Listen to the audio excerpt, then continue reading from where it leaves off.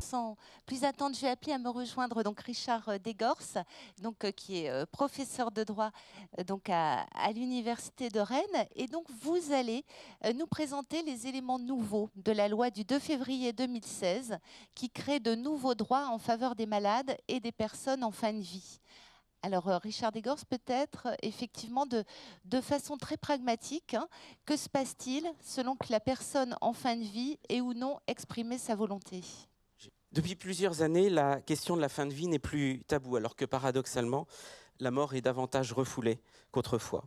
Plusieurs cas, notamment ceux de Vincent Lambert, Vincent Imbert, les deux noms sont très proches, c'est assez bizarre, ont contribué d'alimenter le débat dans la société. C'est dans ces circonstances que le Parlement a adopté la loi du 2 février 2016, créant de nouveaux droits en faveur des malades et des personnes en fin de vie. Ce texte s'inscrit dans la continuité de la loi Leonetti du 22 avril 2005 relative aux droits des malades et des personnes en fin de vie. L'objectif du législateur a été d'améliorer les dispositions existantes du Code de la santé publique et non de changer de principe en reconnaissant un droit d'obtenir un suicide assisté ou en dépénalisant l'euthanasie. Cependant, même si elle s'inscrit dans la continuité de la législation antérieure, la loi du 2 février 2016 a apporté d'utiles précisions sur la relation entre le patient, première partie, et son médecin, deuxième partie, dans le contexte très particulier et en même temps usuel de la fin de vie. Première partie, donc, le patient. Je vous propose de distinguer 4 cas de figure. Premier cas de figure, le patient détermine lui-même, après avoir échangé avec son médecin, ce qu'il souhaite. Il peut vouloir poursuivre le traitement, il peut choisir d'être tenu dans l'ignorance, il peut préférer que le traitement soit suspendu, il peut aussi s'opposer à l'application du traitement. L'article 1111-4, alinéa 2 du Code de la santé publique, précise que, je le cite, « Si par sa volonté de refuser ou d'interrompre tout traitement, la personne met sa vie en danger, elle doit réitérer sa décision dans un délai raisonnable. » Premier cas de figure, assez simple, j'ai envie de dire, d'un point de vue juridique. Deuxième cas de figure, le patient a rédigé des directives anticipées. L'article 1111-11 du Code de la santé publique apporte des précisions attendues et utiles sur 4 points. Premier point, en ce qui concerne la forme des directives anticipées. Le législateur a créé un modèle de rédaction, mais rien n'empêche la personne, le malade, de mettre librement, par écrit, ses souhaits pour sa fin de vie. Autre innovation qui est de forme, et qui résulte d'un décret postérieur à la loi, un décret 2016-1067 du 3 août 2016, un registre national est créé afin de conserver les directives anticipées. Deuxième point, en ce qui concerne maintenant la durée de validité des directives anticipées. Elles sont valables tant qu'elles n'ont pas été révoquées. Alors qu'avant la loi dont on parle, avant l'entrée en vigueur de cette loi nouvelle, elles étaient caduques au bout de 3 ans. Rappelons, et ce point d'ailleurs ne change pas, que les directives anticipées sont révocables discrétionnairement. Il serait inconcevable qu'il en soit autrement. Troisième point, il est essentiel en ce qui concerne l'opposabilité des directives anticipées. Je cite la loi nouvelle, elle s'impose aux médecins pour toute décision d'investigation, d'intervention ou de traitement. Et là, le changement est considérable. Antérieurement, le médecin pouvait tenir compte des directives anticipées. Il restait maître de la poursuite du traitement, sous réserve de ne pas s'obstiner de façon déraisonnable. Aujourd'hui, le médecin est lié par les directives anticipées de son patient, sauf en cas d'urgence vitale ou lorsqu'elles apparaissent manifestement inappropriées ou non conformes à la situation médicale. Quatrième point, en ce qui concerne la capacité de rédiger des directives anticipées. Le Code de la santé publique, et c'est une nouveauté de la loi de 2016, énonce que les personnes placées sous le régime de la tutelle ont la faculté de rédiger des directives anticipées avec l'autorisation du juge ou du conseil de famille. Et le tuteur ne peut ni assister la personne protégée, ni la représenter à cette occasion. Pourquoi? Eh bien parce que les vœux d'une personne en fin de vie ne peuvent naturellement être que ceux de la personne protégée et certainement pas les vœux du tuteur. Donc si les personnes placées sous tutelle sont mentionnées, je parle des majeurs. Et il y a une personne qui n'est pas mentionnée dans le Code de la santé publique, c'est le mineur. Le principe, c'est que le mineur est un incapable, au même titre qu'un majeur sous tutelle. Il est incapable de passer des actes juridiques, hormis ceux de la vie courante, mais par définition, la fin de vie n'est pas la vie courante. Donc, le mineur n'est a priori pas capable de rédiger des directives anticipées. On doit en conclure qu'il ne peut pas le faire. Cela paraît regrettable pour deux raisons. Je dis que c'est regrettable et je vais tempérer juste après. C'est regrettable pourquoi? D'une part, les directives anticipées ressemblent très fortement à un testament.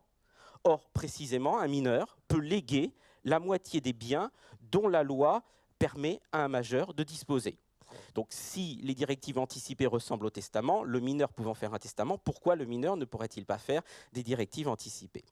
D'autre part, le statut du mineur est souvent comparé, je vous l'ai dit, à celui du majeur sous tutelle. Les techniques de protection des deux se ressemblent. Alors pourquoi ce qui est admis pour le majeur sous tutelle ne le serait-il pas aussi pour le mineur? L'argument, et là je vais tempérer les critiques que je viens de faire, l'argument me semble-t-il est d'ordre psychologique. Il est humainement inconcevable qu'un adolescent se mette à une table pour écrire des directives anticipées. Troisième cas, le patient a désigné une personne. Troisième cas de figure, le patient a désigné une personne de confiance.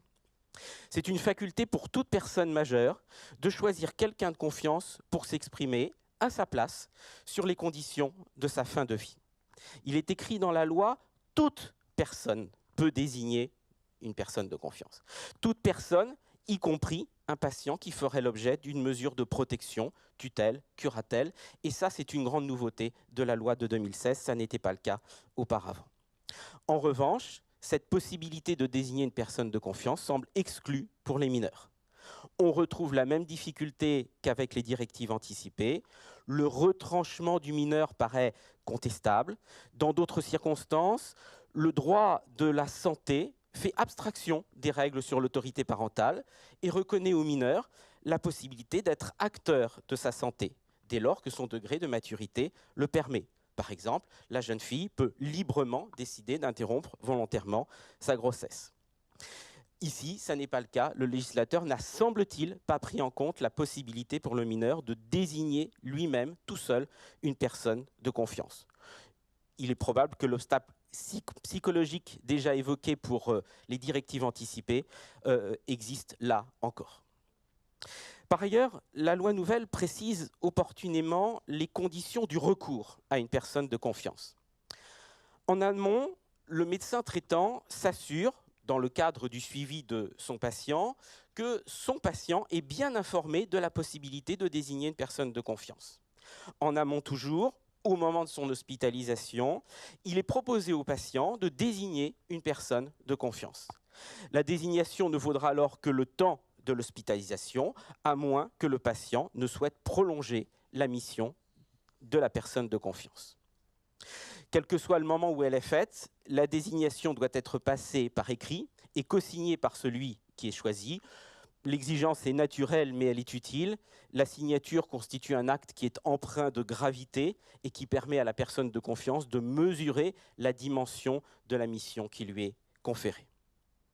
Une fois désignée, la personne de confiance peut accompagner le patient dans ses démarches, assister aux entretiens médicaux et l'aider dans ses décisions. Le temps venu, c'est à la personne de confiance que le médecin s'adressera pour connaître les souhaits du patient pour sa fin de vie. Le témoignage de la personne de confiance prévaut sur tout autre témoignage. Et le risque d'un conflit entre les dires de la personne de confiance et les dires des parents ou des proches, eh bien, va se résoudre en faveur de ce qu'a dit la personne de confiance. Toutefois, il n'est pas certain que cette nouvelle façon de voir par la loi de 2016 en faveur de la personne de confiance résolve toutes les difficultés. En effet, rien n'est vraiment précisé sur l'opposabilité du témoignage de la personne de confiance à l'égard des médecins, à la différence des directives anticipées qui, on l'a vu, elles, sont obligatoires vis-à-vis du médecin. Quatrième cas de figure, le patient n'a rien prévu. Plus précisément, le patient n'a prévu ni directive anticipée, ni personne de confiance. Le médecin doit malgré tout s'enquérir de la volonté du patient. S'il ne peut l'exprimer lui-même, le patient ne peut s'exprimer lui-même, le médecin devra alors consulter la famille, les proches.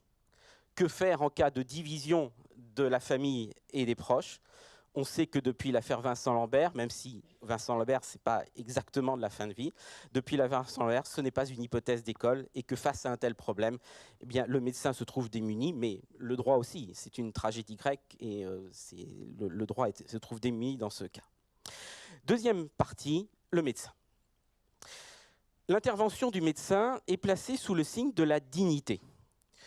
Toute personne, dit le Code de la santé publique, toute personne a le droit d'avoir une fin de vie digne et accompagnée du meilleur apaisement possible de la souffrance, dit l'article 1110-5 du Code de la santé publique. Ce qui fait la dignité de l'homme, c'est qu'il est un être humain, qu'il fait partie de l'humanité. Plus précisément, la dignité implique que nul ne puisse être traité de telle façon que la valeur incomparable de sa vie en vienne à être niée, par exemple en le rabaissant à un sous-homme. La dignité est due à toutes les personnes humaines, sans exception. Alors, concrètement, la dignité implique que le médecin veille à ce que son patient ne souffre pas, qu'il parte tranquillement. 4 remarques à ce propos. Première remarque, pour le médecin, il s'agit d'une obligation de moyens. La loi dit du meilleur apaisement possible. C'est une obligation de moyens, pas de résultat. Deuxième remarque, le législateur a préféré au terme douleur, qui était dans la loi auparavant, celui de souffrance. Pourquoi souffrance? Parce que la souffrance va englober aussi bien le mal physique, mais aussi le mal psychologique, les angoisses. Et l'angoisse qui sont assez légitimes pour celui qui se retrouve à l'approche de sa mort. Troisième remarque, le médecin doit, dans l'ordre, commencer par prévenir la souffrance avant de la prendre en compte et de l'évaluer et enfin de la traiter. Mettre ainsi la prévention de la souffrance au tout début dans la loi est chargé de sens. Ça n'est pas un hasard. Quatrième remarque, l'apaisement peut passer par une hospitalisation à domicile. Le médecin a l'obligation d'informer son patient de son droit de recevoir des soins palliatifs sous forme ambulatoire ou à domicile, même si techniquement cela parfois est compliqué. Si le rôle du médecin est, dans le cadre de son devoir de respecter la dignité et d'apaiser la souffrance, le rôle du médecin est aussi d'entreprendre les traitements et les soins utiles, ou à l'inverse, de les arrêter lorsque, dit l'article 1110-5-1 du Code de la santé publique, lorsque ces soins apparaissent inutiles, disproportionnés, ou lorsqu'ils n'ont d'autre effet que le seul maintien artificiel de la vie. La loi du 2 février 2016 reprend ici un principe qui figurait déjà dans la loi antérieure de 2005, à savoir l'obligation pour le médecin de ne pas s'obstiner de façon déraisonnable. Dans sa nouvelle rédaction, le Code de la santé publique dispose, je le cite, « Les actes mentionnés à l'article 1110-5, c'est-à-dire les traitements et les soins, ne doivent pas être mis en œuvre ou poursuivis lorsqu'ils résultent d'une obstination déraisonnable. » La notion d'obstination est ambivalente. Elle peut être positive ou négative. Positivement, l'obstination, c'est l'endurance, c'est la ténacité, la persévérance, la force d'âme. Mais négativement, l'obstination, c'est l'acharnement, l'opiniâtreté, l'entêtement, la récidive. La vaillance a ses limites, disait Montaigne. L'obstination du médecin est louable lorsqu'il consacre toute son énergie à guérir. Elle est critiquable lorsqu'elle ne mène à rien, parce que la mort du patient est imminente.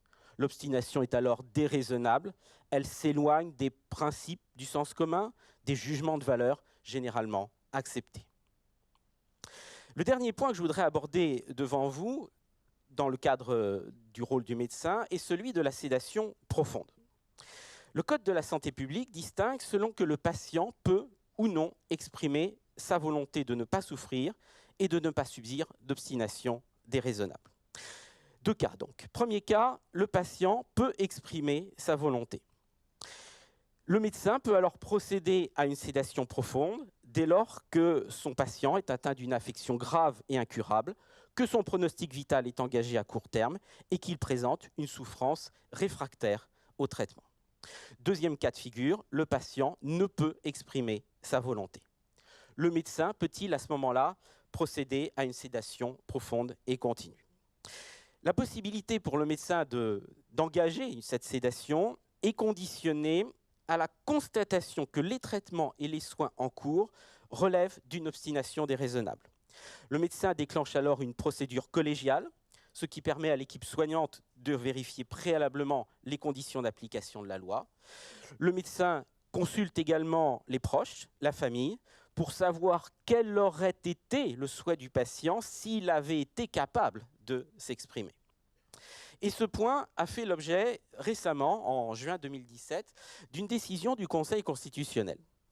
Le Conseil constitutionnel a été interrogé sur cette question de la procédure collégiale et de la décision par le médecin de procéder à une sédation profonde et continue. Une association, une union nationale des personnes qui étaient atteintes de graves déficiences psychologiques et qui étaient dans un coma profond. Le terme médical ne me revient plus, vous m'excuserez. Cette association a demandé au Conseil constitutionnel de vérifier que la possibilité pour le médecin de décider seul, alors certes il prend des avis, mais de décider seul d'une sédation profonde et continue, est-ce que c'était conforme aux principes et aux droits fondamentaux? Le Conseil constitutionnel a dit qu'effectivement c'était le cas. La décision n'était pas très incertaine, mais on ne sait jamais avec les juridictions. Le Conseil constitutionnel a dit qu'il n'y avait pas ici de violation dans cette disposition de la loi. La loi ne violait pas le principe supérieur à la loi de dignité de la personne humaine. La seule petite réserve qui a été mentionnée par le Conseil constitutionnel dans sa décision du 2 juin 2017, c'est que lorsque le médecin va procéder à cette sédation profonde et continue, il doit notifier, donc informer, il doit notifier aux personnes que le médecin devait consulter, la famille, l'entourage, il devait leur notifier sa décision de procéder à une sédation profonde et continue. Et il doit leur dire qu'ils ont la possibilité d'exercer un recours contre sa décision de procéder à une sédation profonde et continue. Cette sédation profonde et continue est incontestablement le point important et controversé de la loi du 2 février 2016. La question, avec des majuscules à la question, doit alors être posée est la suivante. La sédation profonde et continue fait-elle pencher le curseur du côté du suicide assisté? En l'état actuel du droit, la réponse est négative. En effet, premièrement, la sédation profonde et continue ne provoque pas en tant que telle la mort. Elle rend le mourant inconscient. C'est la maladie ou les traumatismes qui sont la cause du décès. Deuxièmement, la sédation profonde et continue n'est accessible qu'aux personnes en fin de vie. Un mal-être, une maladie grave, une incarcération à perpétuité ne peuvent en aucun cas justifier un tel acte. Troisièmement, l'euthanasie reste un homicide passible d'une peine de prison et d'une interdiction d'exercer la médecine.